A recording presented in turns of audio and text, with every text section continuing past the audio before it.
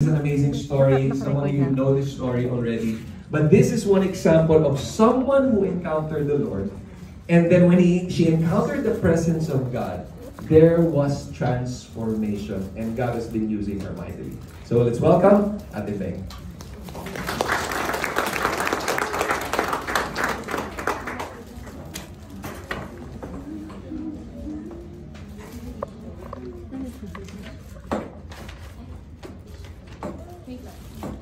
Hello, good morning.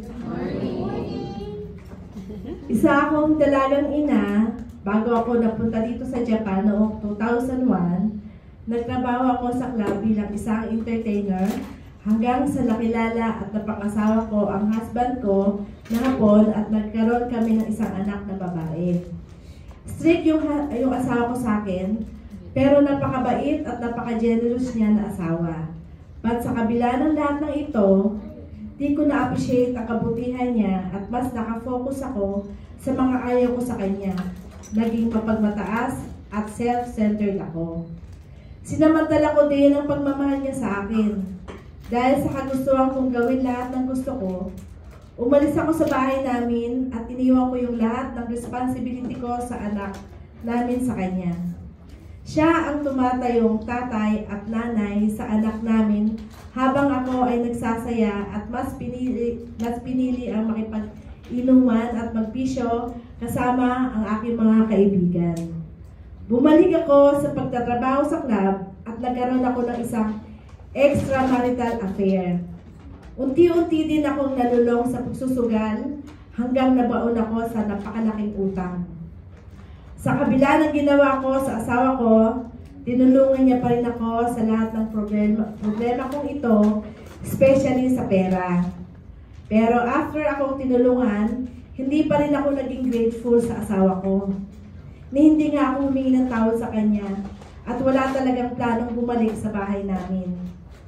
Nagpatuloy ako sa mga maling pinagagawa ko.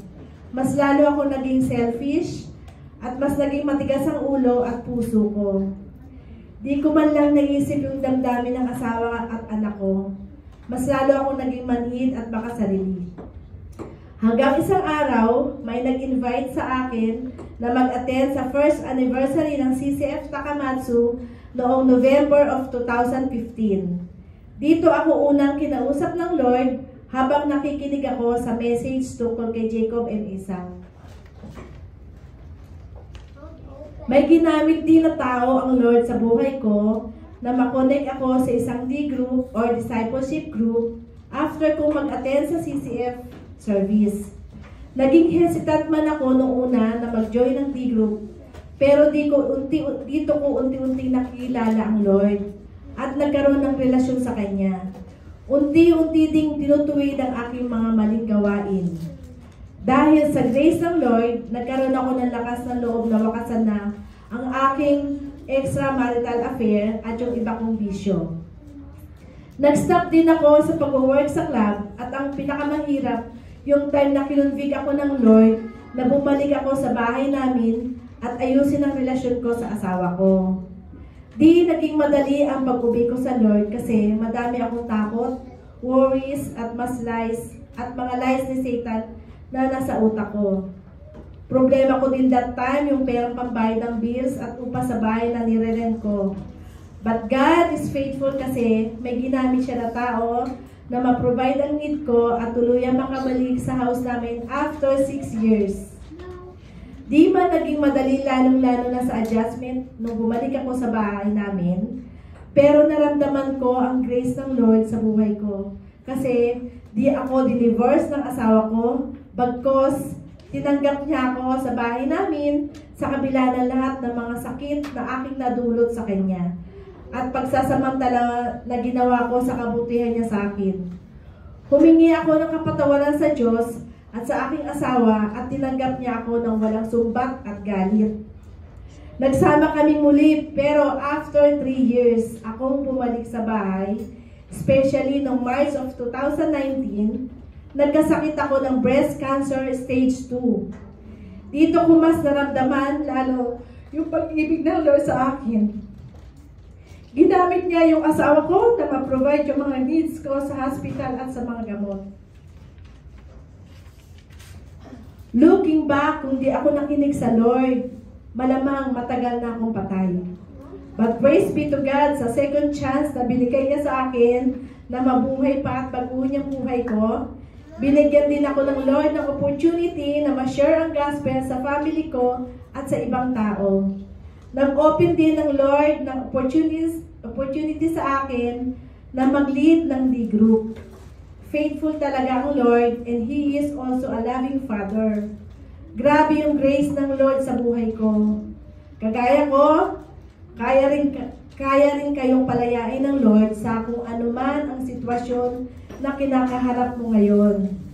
Sabi nga niya sa 1 Corinthians chapter 10 verse 13, walang pagsubok na dumarating sa inyo na hindi nararanasan ng ibang tao.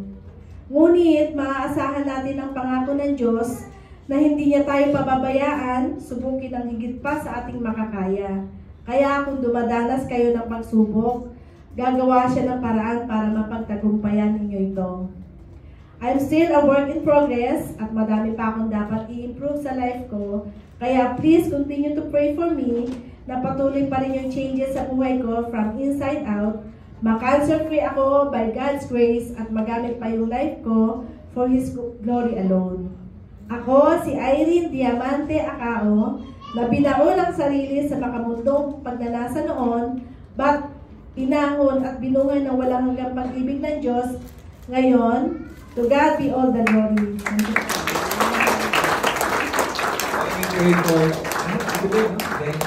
Why do we pray for her? Let's pray. Father God, thank you so much for your story in Ate Beng's life.